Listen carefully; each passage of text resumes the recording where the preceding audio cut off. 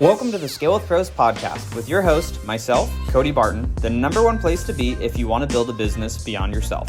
And for all the resources we talk about in the show, make sure to head over to scalewithpros.com. All right, guys, so let's go ahead and dive in. I have a special guest here, Austin Zaback. And, Austin, I'd love for you to kind of share a little bit with everyone, about the companies that you're involved in right now, and give everyone kind of that high level overview, and maybe just quick couple minutes on background of how you got here, and then obviously we're going to dive into what were some of those steps along the way. So yeah. I appreciate you having me on the show, Cody. Yeah, and I appreciate you letting us use your studio. We're hanging out in Austin's studio here. So, we are, yeah. And the next time we do it, we'll be in the new studio too that we just went and toured. But no, I really am grateful that you asked me to be on. And we were talking before the show, Cody, that we've known each other for a really long time. And we lived together at one point in our life. Feels like a different life, but I think it was the same life that we're living. I'm pretty sure. But we were roommates at one point, and we did all kinds of stuff together. So I appreciate you having me on. For anybody who doesn't know, I'm just a serial entrepreneur, right? I own a large wholesaling company, so we're probably top 5 in the nation at any given time, in terms of volume of wholesale deals that we do on a monthly basis. And we average about 30 to 50 wholesale deals a month. And, that's something that I've been doing, for a really long time, right? I've been doing that, practically, after we had met. After we got out of some of the industries we were involved in, before I got into that. So I've got that company, and then I own a retail real estate company. We're the number one retail team, actually, in the state of Arizona now. And then, have an education company, media company, and just some other odds and ends. But really the two big ones are going to be the wholesaling and the retail team. Yeah. Love that. So, obviously, somebody listening, it's like, okay, well, that's awesome. Like that's, a lot of deals happening, a lot of team members, a lot of things that, you're doing right now.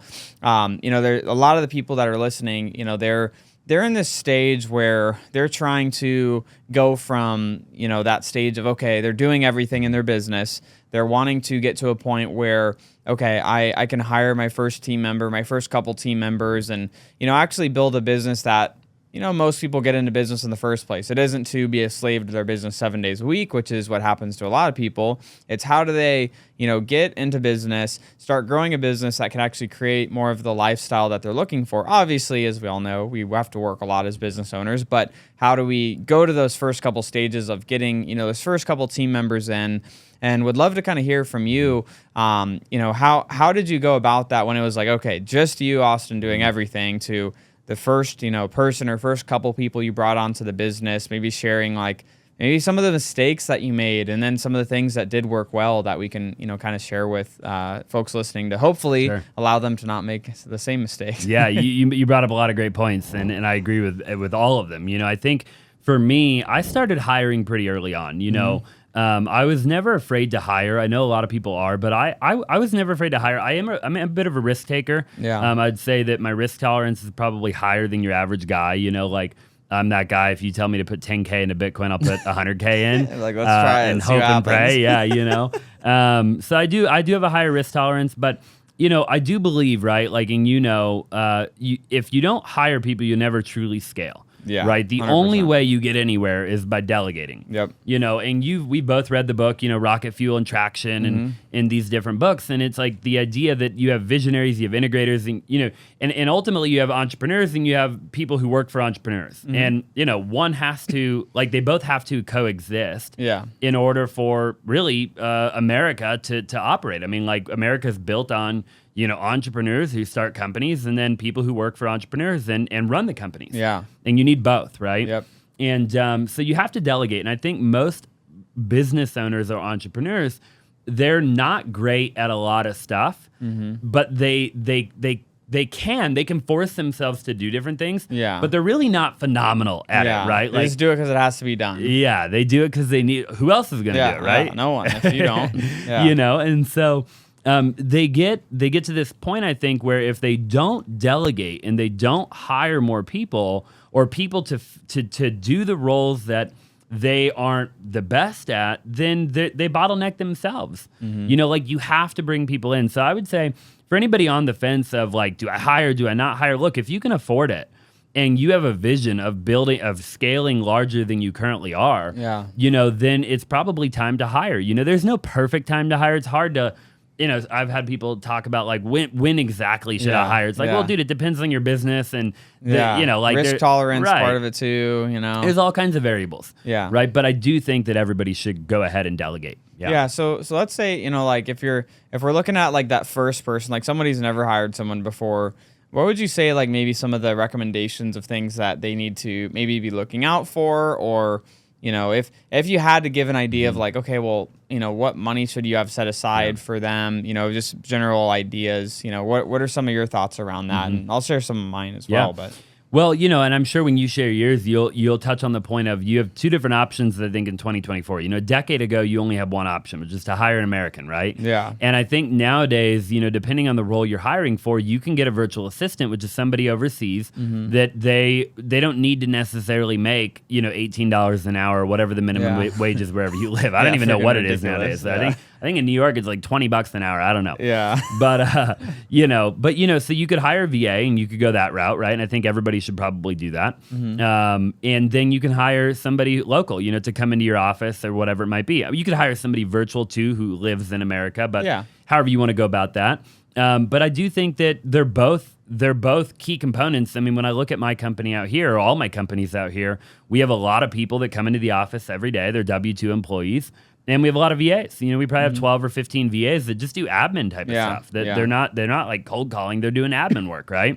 They're sending out contracts. They're updating spreadsheets. They're filling the blank, So I think that both people, are great. And I think that at some point you should hire both. In terms of the amount of money, I mean, look, I guess like one lesson, if we want to go here real quick, is that I think my biggest mistake that I made early on as an entrepreneur is underpaying people, right? I think you have to pay people, a premium if you want good people, or you will sacrifice the quality of people that you hire. Yeah. So you kind of have to take your pick, right? It's like, okay, I can go hire somebody cheap. Right? But they're not probably going to be good. They're not going to be good, They're probably going to call in sick a lot. They're not going to show up half the time. Like, we've all dealt with that, right? Yeah.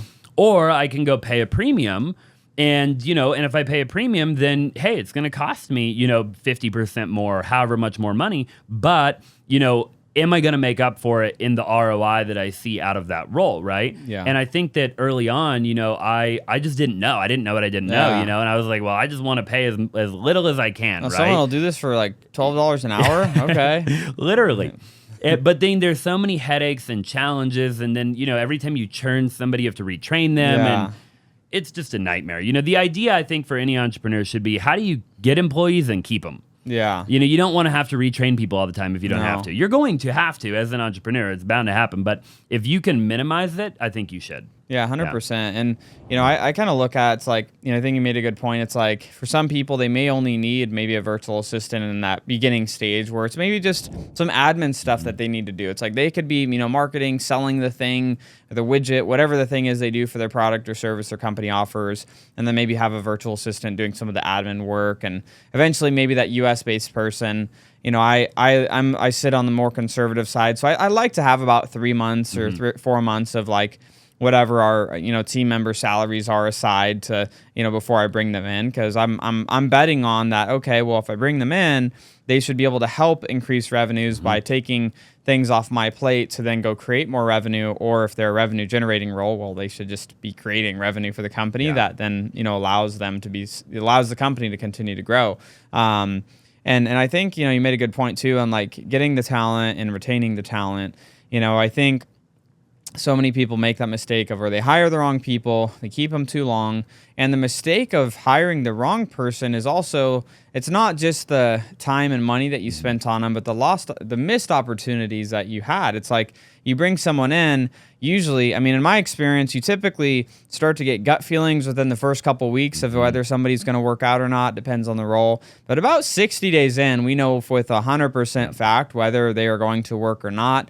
I was actually joking with our head of operations, because this was a couple of months ago. We were sitting there because we had to let somebody go, and we're like, we have this 90-day probationary period, and we're like, have we ever had someone that wasn't great in the first 60 days that magically became great after that? Yeah. Like, even with coaching? Honestly, I don't know if you've had that experience where someone's just been an underperformer for 2 months and then magically then they start performing amazing. Very rare. I mean, that's like not Very super rare. common. Sometimes it could be where in those rare occasions, it's like, oh, maybe they were in the wrong seat on the bus and now you reposition them and they're like, oh, now they're in their unique ability and they're doing great.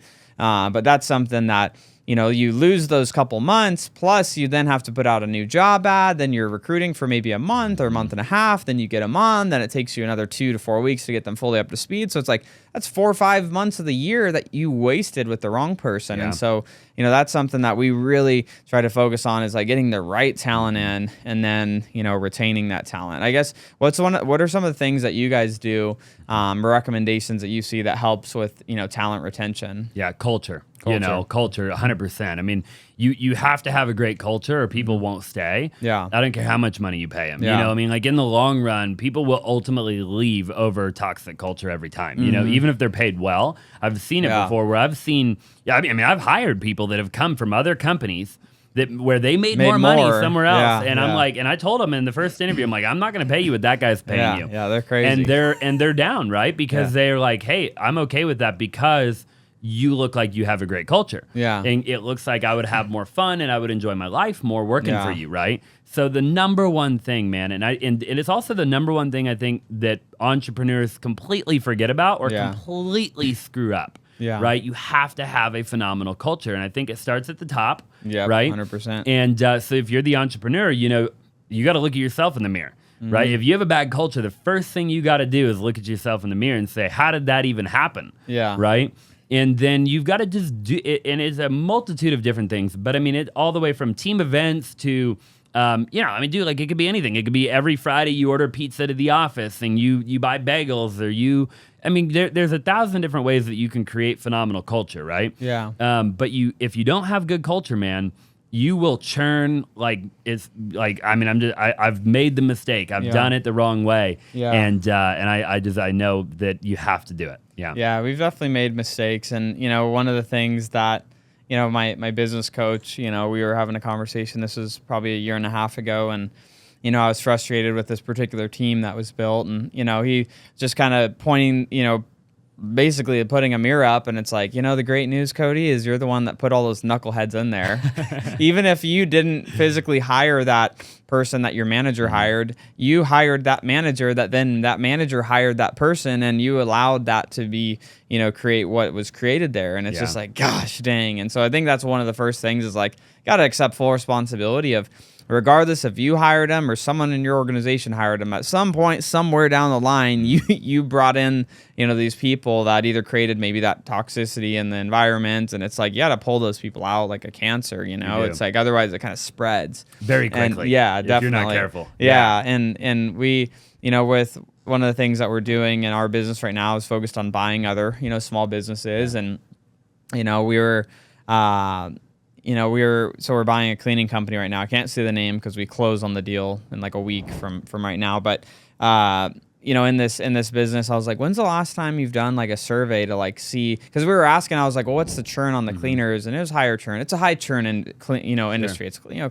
cleaning houses. It's not like people's dream job. Yep. And I was like, well, they're like, yeah, like just, you know, people just leave. And I'm like, well, have you ever asked them like what would be great about, you know, what would they would enjoy to stay here longer? Yeah. And they're like, never. And I'm like, maybe that's a good question to ask. Like, we should maybe survey our people, see how happy they are. Like, we do this, you know, it's called the Net Promoter Score. You know, we do this with our employees. We do it with customers too. But, you know, we score everyone on, you know, they send out anonymous survey. We don't want them to, you know, feel like they can't, you know, give their honest feedback. And it's like 1 to 10, how likely would you be to recommend somebody to work here? Yeah. And then leave like a comment section. And it's like, you know, so many people don't, you know, just ask for feedback. You know, we try to, as leaders, sometimes we try to like think, okay, I think these are the things that would motivate them. Or we think sometimes people just want to make more money. Like I try to ask my team, like, what is it that you want? And I used to think it was like, okay, they probably want another bonus or like need to figure out like a profit share thing. And then I actually ask them and they're like, oh, I just, you know, I'd like to have a little bit extra time off to do some things that I want to do with my family. Or, you know, I want to take an extra couple trips a year. And it's not even make more money sometimes. And we like get all in our heads because I think, you know, I think we're both similar in this way of like, we want to conquer and like build and create freaking cool stuff and make more money and do all these things. And I think we assume sometimes everyone on our team wants that. Yeah, we think that everybody wants what we want. Yeah. It's not true at all, No, dude. no. You're dead accurate about that. Yeah, I couldn't agree more. I've had a lot of people where I've paid them more and more and more money, and they're unhappy. I'm like, why are you unhappy? They're like, it wasn't ever the money, you know? You got like, another bonus, and they're like, I just want to leave on Fridays at 4 because I want to do this special thing with my daughter. And it's like, oh. Yep. Oh, okay. Can I take the raise back? You know what I mean? I'll give you the time off, you know? Yeah. Yeah. I agree, dude. I agree completely. You know, most people, they don't want what we want at all, man. No. You know? And honestly, who would? I mean, like, at the end of the day, dude, you do have to be a bit of a psychopath. Yeah, I really do believe. You really do. In the body, especially, dude, as we've gotten a little older. I'm glad we're sitting here now, you know, because every year that goes by, man, I confirm that fact, right? Because you have to be there has to be a loose screw in your head to be a real entrepreneur. Yeah. You know, because what can go wrong will go wrong All the time. all day, every second of every day. And dude, you have to be a maniac. And if you're not going to be a good entrepreneur. Yeah, and it's like that, you know, everything costs more than you think. It takes longer than you think. Initiatives take longer to roll out than you think. Your projections are wrong. You know, it's just Everything. like all the things are just, you know, kind of against you. And I think that leads back to that's why you have to have such a great team, because if you have great people, it's like you can, you know, conquer those things together, because it's hard. I agree, dude. Very, very, very difficult. Yeah, and I wish I could even articulate sometimes the level of difficulty, you know? Yeah. Because I think people will still listen and they're like, no, like, it's not that hard, you know? Yeah. It's like, dude, trust me. Like, Yeah. go do it at a really high level and watch. You know? Like, 100%. It is not what you see on social media at all, you know? Yeah. I could point out everybody on social media and just be like, BS, BS, BS. You know what I mean? Like, I know the truth, yeah. And the truth is not pretty. Yeah, 100%. And, you know, it's one of those things where it's like, you know, I think people see what, like, oh, like how amazing it can be, or like, you know, super polished businesses. And it's like, there's, you know, oftentimes a lot of crap going on in the background that, you know, we're all working through. I know we have it in our companies, and, you know, we just try to do the best that we can, you know, every day. And that's all you can do. That's all we can do, and just try to get better, you know, a little bit better all the time. And so, okay, another question for you. Obviously, it's like, okay, getting past that first hire, getting them in the door.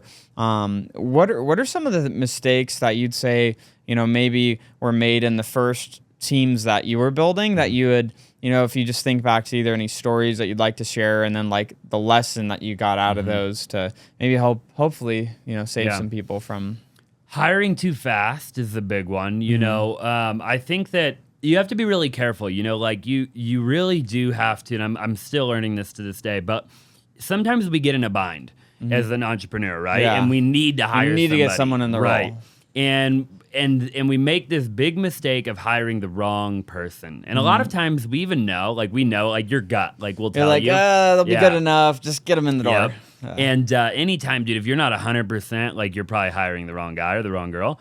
You got to be really careful with that, because again, it goes back to the toxicity and all the other things that can come with that. In the long run, you will spend way more money hiring the wrong person and firing and retraining and rehiring than you will just waiting a little bit longer and hiring the right way. Yeah, 100%, dude. And I've been there literally more times than I could even ever count ever, you know, but it's just the truth, you know. Slow down. Vet the heck out of people, right? Ask them the right questions. Like, sit down with them, interview them multiple times if you have to. Give them a personality test. Like really dig deep. Like, who is that human being? Yes. Right? And the other big one, which kind of goes along with that, is that people, I think the mistake that I made, I'll speak just kind of on my own kind of past, but I hired people that what they did outside of work didn't align with what I did outside of work. Yeah. Right? And I'm not saying that everybody in your organization has to have the exact same values as you, but what I am saying is that if you have a particular set of values and you're trying to kind of keep your company's values in the realm of the values that you have, you have to make sure that the people in your organization don't have completely different values. Yeah. Like, I think there has to be some alignment there. Yeah. Right. And I've found great success in making sure, like, hey, what do you do on Saturday and Sunday? Like, what do you do, like, on your day off? Like, do you go to church? Do Do you hang out with your friends? Do you go are you partying all weekend? Yeah. Are you getting drunk as all hell till 4 a.m. Yeah. at a strip club? Or are you like helping the homeless? Like, what are you doing on the weekend? Like when you're not working, like what kind of person are you? Yeah. You know, because I think people can be a great fit in the role and be a terrible culture fit. Yeah. Right. And it's like, no matter how great your culture is, there's just not an alignment there. Yeah. Right? Yeah, you have someone come over like super hungover in the mornings, like during the week, and then you have like the other team that's like not in alignment with that, or you have someone that's like doing a bunch of drugs, and it's like, okay, that's not gonna work here, guys. You know, it's like it's aligning the cultural side of the business to the technical. It's not just like that's something we talk about, and like we do. With like entry level, like say if it's the plant guy, like a production facility worker, it's just a 2-step interview process, so it's a little bit less. But like managers and like a little bit higher level roles, we do a 3-step interview process where like our recruiter does a cultural interview, which is just kind of like it's asking questions around our company's core values, kind of seeing like, okay, does that look like that could be a fit there?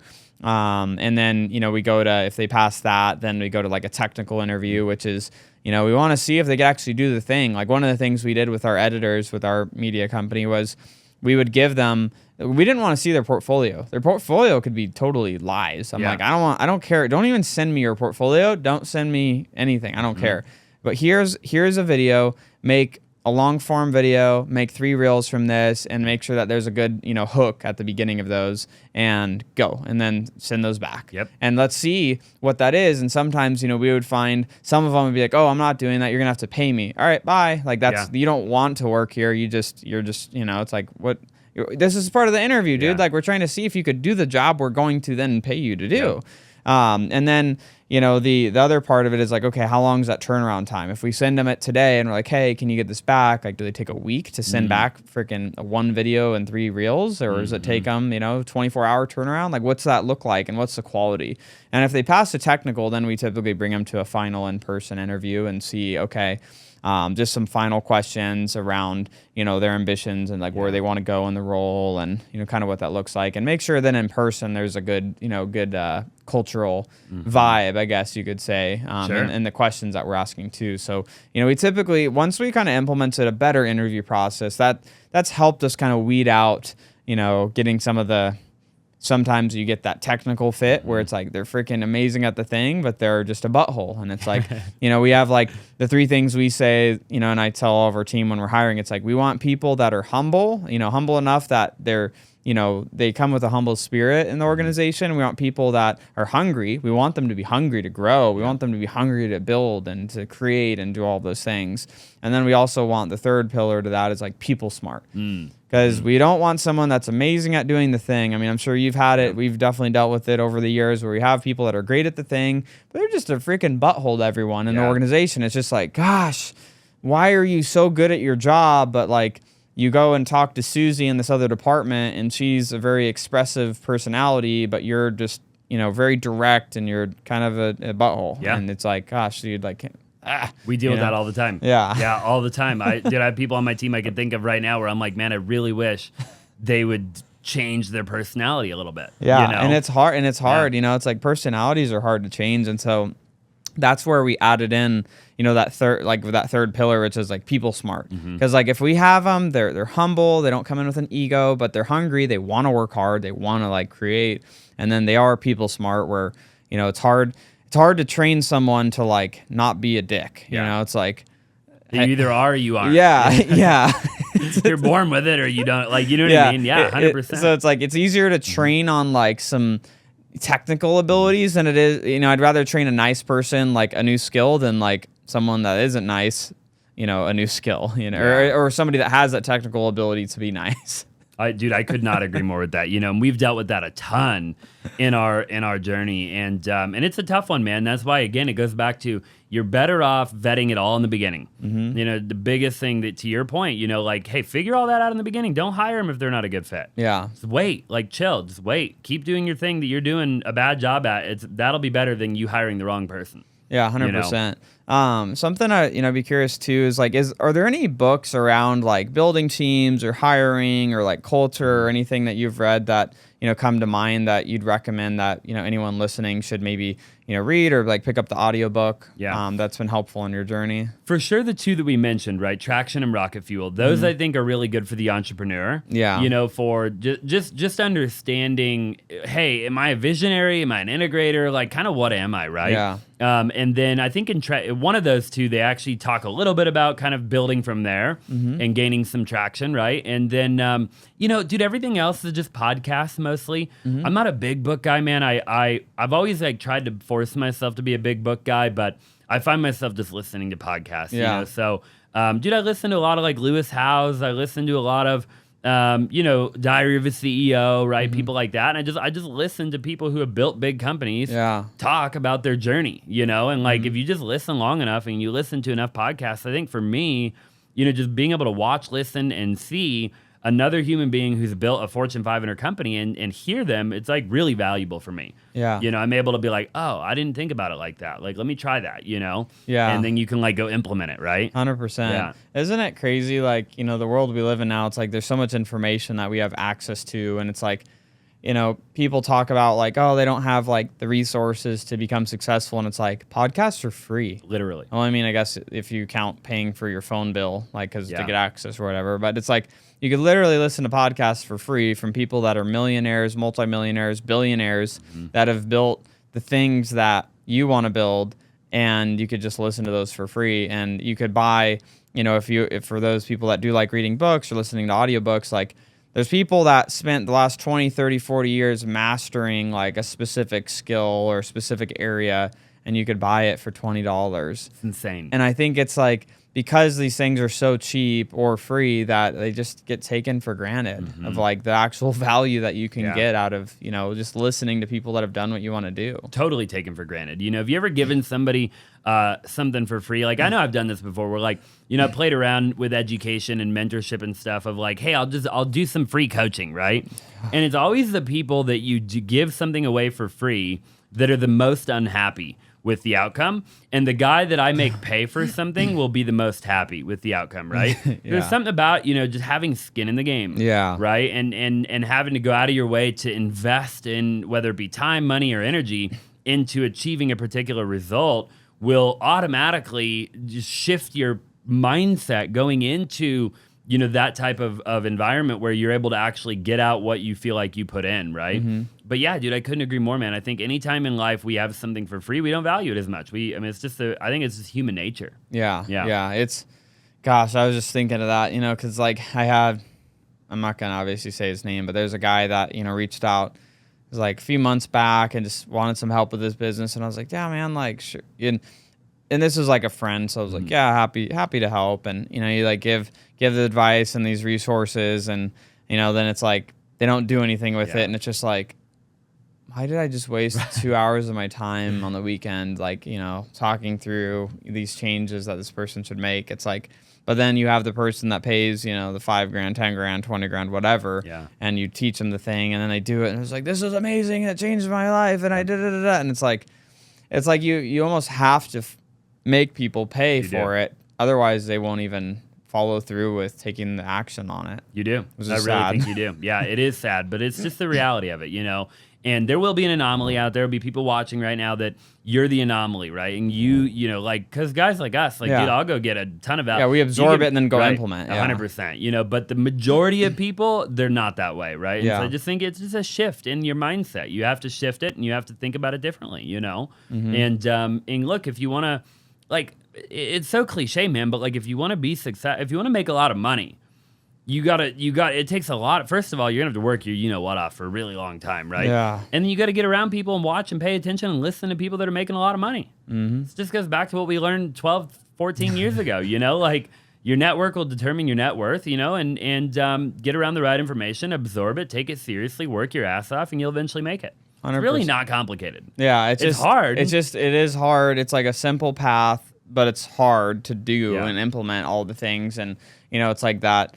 Like what we were talking about earlier, it's just like the mental strife and pain and suffering that you go through, where like my team, we had there was a launch that we were trying to do, and it just totally flopped. And like one of my team members like came in, he's like, "Hey man, like, he was assuming I was going to be really down about it, and he's just like, that thing, I really was hoping it was going to be better. We're going to come together and we're going to figure out." And I was like, I'm not even worried at all. I'm disappointed, but I'm not losing sleep over it, because then it's like the next day you have some other thing that just hits and it's just like crushing it. And it's just like, like I've just found, and I'm like, maybe this is a good thing, maybe it's a bad thing, I don't know. Maybe a therapist would have an opinion on it, but like I just try to stay steady even as much as possible. I try not to get too high at my highs and not too low on my lows. I kind of, in the beginning stages, it's kind of like you're up and you're down, and it's like this emotional roller coaster.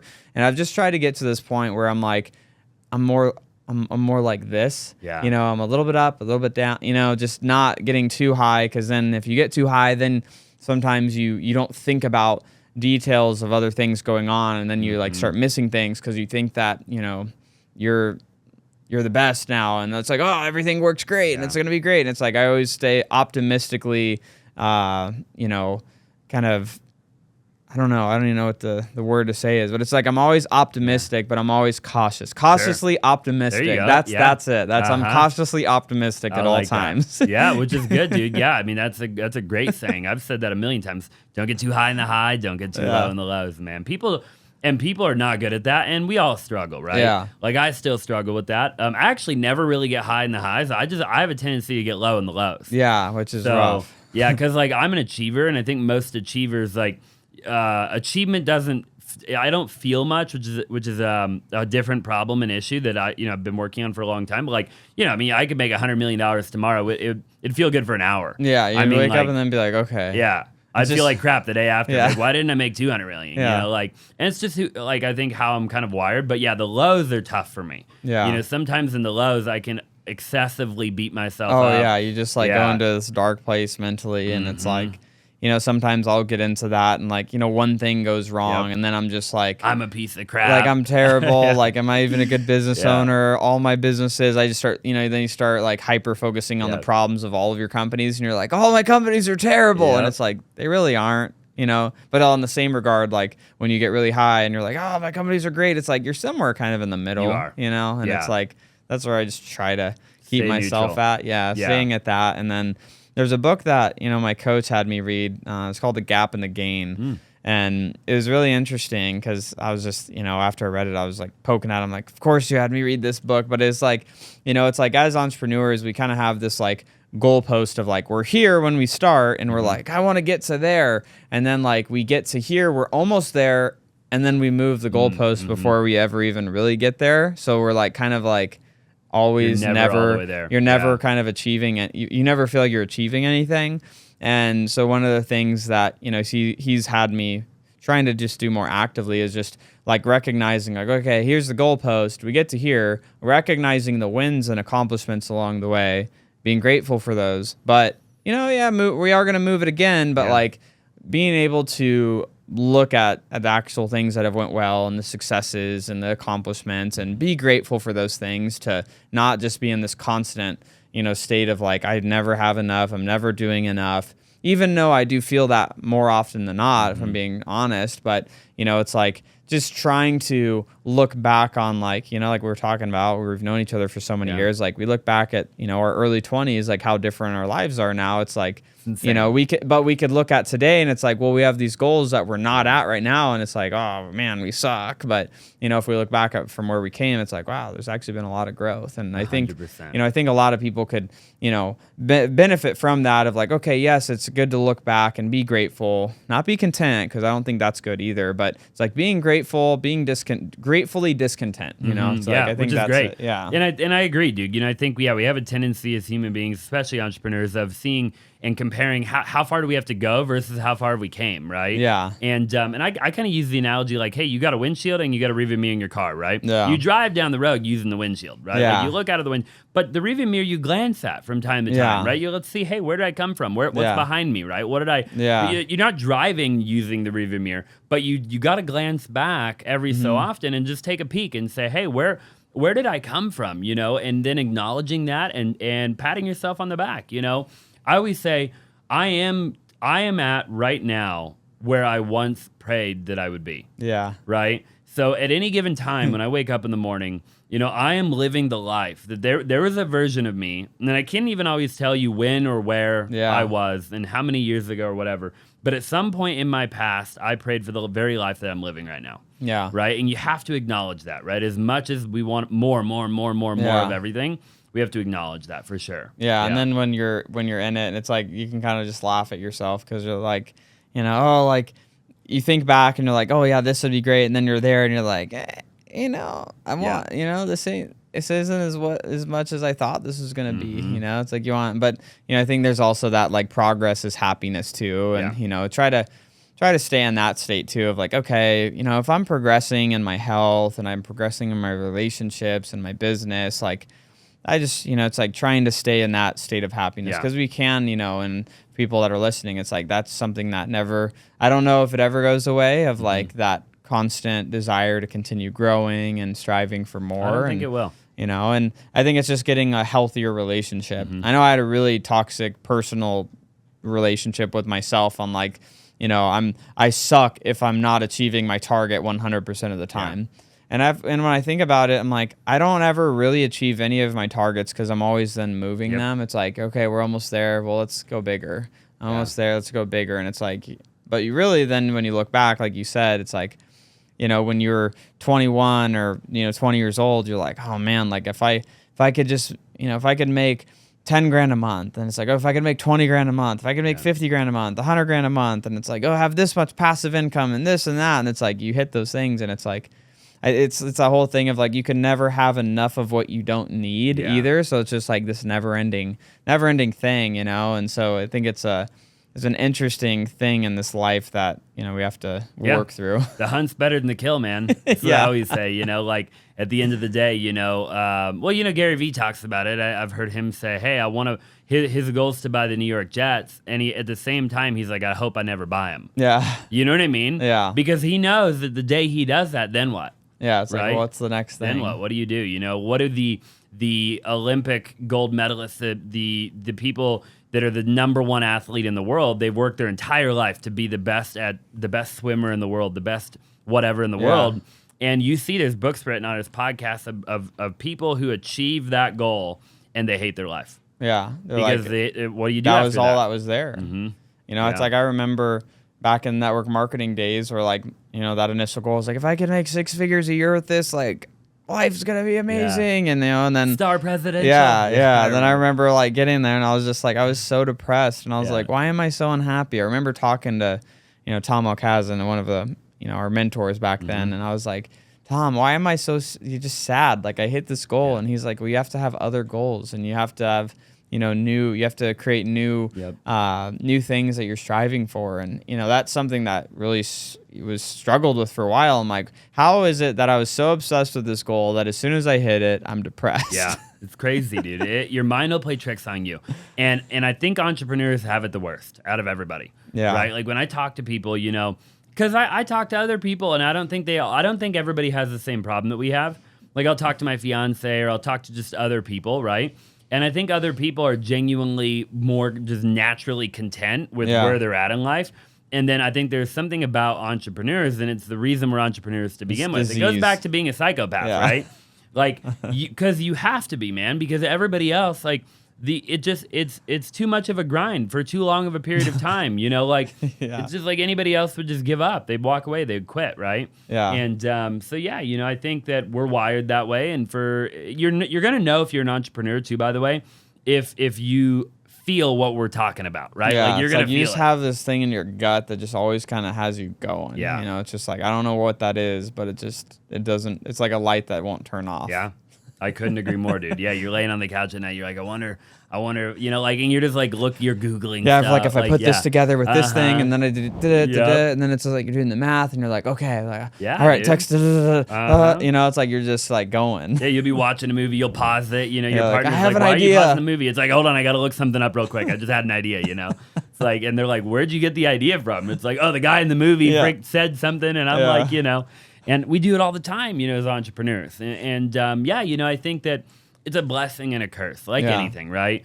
And there are days that are really hard, and there are days that are really good. Yeah. 100%. So, as we're, coming to the close here, Austin, again, for the people that are listening, there's a lot of people that listen to the show that are, they are that solopreneur. Maybe they're doing 100,000, couple 100,000 a year and whatever, respective business that they're in, or maybe someone that's gotten up to $1 million a year. They have a few team members. They're trying to, get to that next level.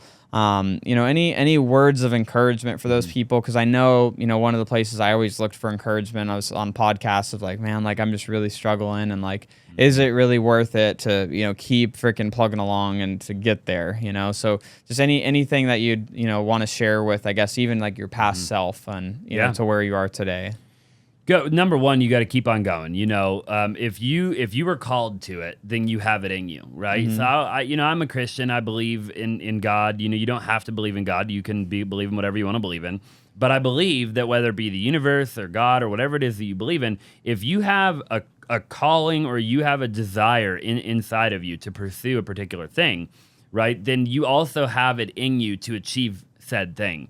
I don't believe that any human on the planet was ever given a desire or a dream or a vision or a goal that didn't also have the equipment that they needed internally in their body and their mind to achieve said goal, right? So I think you just have to remember that, when it gets hard and it gets tough and you want to quit, like you just can never quit, right? But the only way that you truly fail is if you quit. Yeah. Now you'll have failures along the way, right? 100%. But then you just get back up and you keep going. So you're not truly failing, right? Yeah. And I've had more failures, man, than I could even ever begin to count. I've shut down more companies. Yeah. And like, I think this thing's gonna be great. It's gonna work out. I mean, just like I said, like we had this like launch and we're like, well, that would perform terribly. So it's happened to me so many times, dude. I can't even begin to tell you, and if I let the world or the naysayers or anybody get to me, I would have quit a long time ago, right? But I think at some point you just have to turn it all off.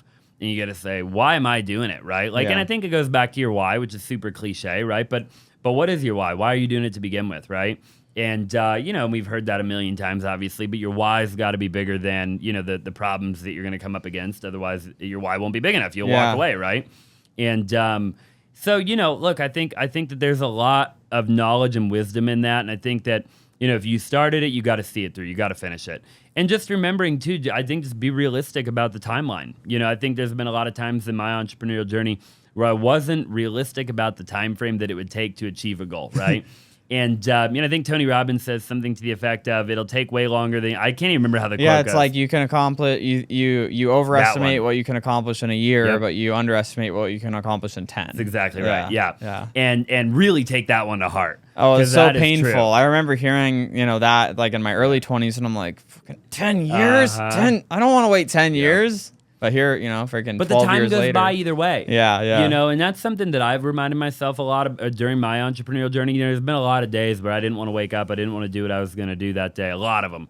And you have to remember, the time's just going to go by no matter what. Yeah. Right? So no matter what, 10 years is going to go by. Yeah. So you may as well start taking action so that you can be grateful that, you actually started on that journey, right? Yeah. And I think a lot of people, they're just not thinking far enough into the future. They're not thinking about the big picture. I do everything big picture now. Yeah. So I do nothing for tomorrow. Almost every action, every decision that I make is so that I can live a better life 10 or 20 or 30 years from now. Yeah. And everybody on my team and in my organizations and everybody around me can live a better life, and very rarely will you see me make a decision that'll benefit me tomorrow. Yeah, no, I love that. It's just that, it's like that long-term thinking. And, when you're in that role and the business owner seat, it's like you're making those long-term decisions. Mm-hmm. Like even just, it's like doing annual planning. It's like, okay, like we're thinking out a year, which is like oftentimes more than anyone thinks out. It's like they're just thinking about what are they doing today, tonight, this weekend, what's happening Friday. Yep. It's like having that longer-term thinking.